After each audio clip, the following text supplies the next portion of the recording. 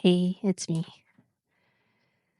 There's a truth so central, so powerful, that it underpins all real growth: the law of personal responsibility.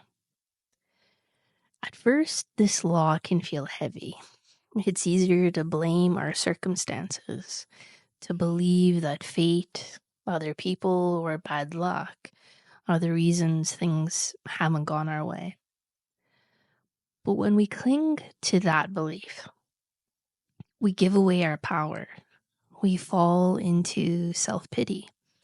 We wait for life to change instead of realizing we are the ones who must change. The truth is, this law is not harsh. It's actually the most hopeful and empowering truth there is. When we begin to accept full responsibility for our life, for the outcomes, the patterns, the pain, and the possibilities, we start to unlock doors we didn't even know were closed. It's not about blame, it's about freedom.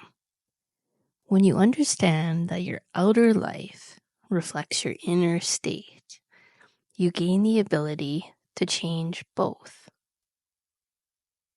Even if the change is slow, even if you're still holding on to old habits, just seeing the connection gives you a new sense of self-worth and direction. Sometimes on this journey, we hit walls, moments where nothing seems to shift. That's usually a sign we haven't yet seen the full picture. When the inside is complete, it brings light. You feel it. You may still see parts of yourself you don't like, but somehow you feel more whole. That kind of clarity doesn't bring guilt, it brings relief. On the other hand, partial insight, the kind that stirs guilt or hopelessness, often means that we're not yet at the root.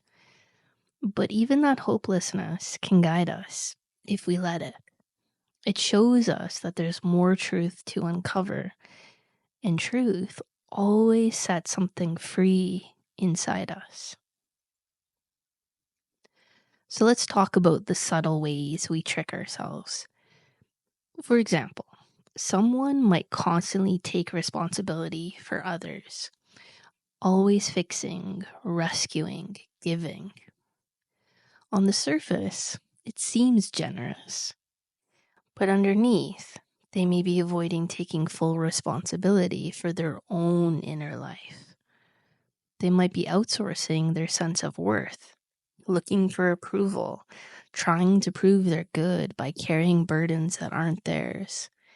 And on the flip side, someone who resists responsibility for others may also be resisting their own power. The two ends of the seesaw are always connected. Here's another example. A woman who is always self-effacing, never expressing her needs, may secretly hold deep, unspoken demands. She's afraid to assert herself, not because she's weak, but because she doesn't trust that it's safe to ask for what she really wants. She might even believe she has to buy love by giving herself away. But when she sees the whole pattern, when she sees that the self-effacement and the unspoken demands are two sides of the same coin, real change becomes possible. Growth happens when the change feels natural, not forced. That's how you know you're aligned, when the shift flows through you without resistance. Sometimes, though, the pattern can't be shifted by looking at the issue directly. And that's when the lever law comes in. So let's say someone feels deeply lonely, even though they've already uncovered the reasons, but something still doesn't move. The lever might be hidden somewhere unexpected, like in a hidden belief that they don't deserve love because they've betrayed their own integrity. Maybe they've been taking more than they're willing to give.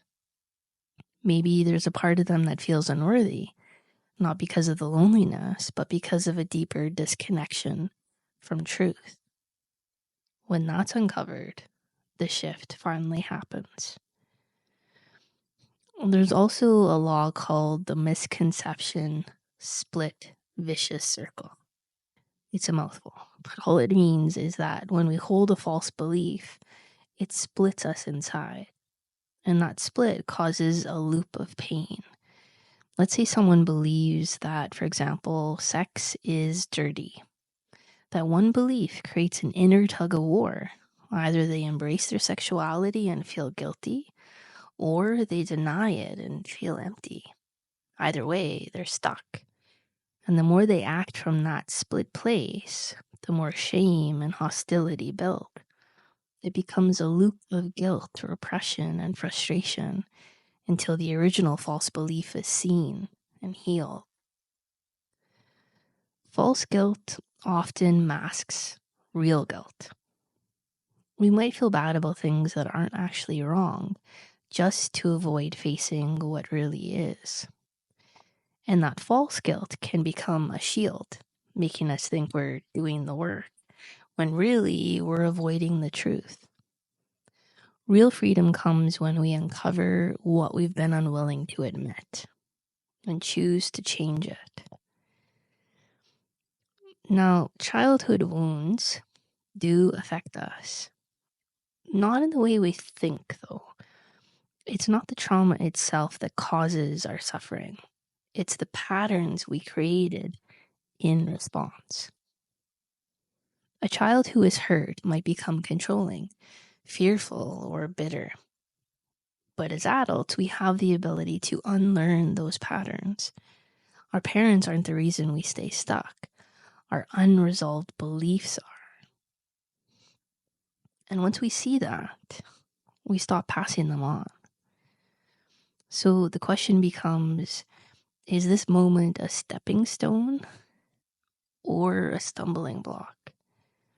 Yes, we're living the consequences of past choices, and we also get to choose our attitude toward them.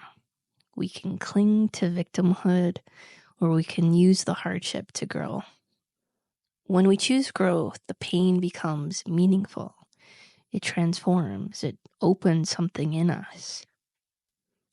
Your life is always revealing your inner world. Every outer struggle points to an inner belief, an unconscious choice. If you're willing to look humbly, openly, without judgment, life will show you what's really going on. And that awareness alone starts to shift everything.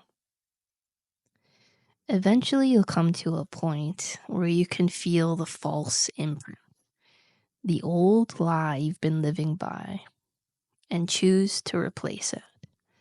Not just by thinking differently, but by holding a new image of yourself, a new way of being.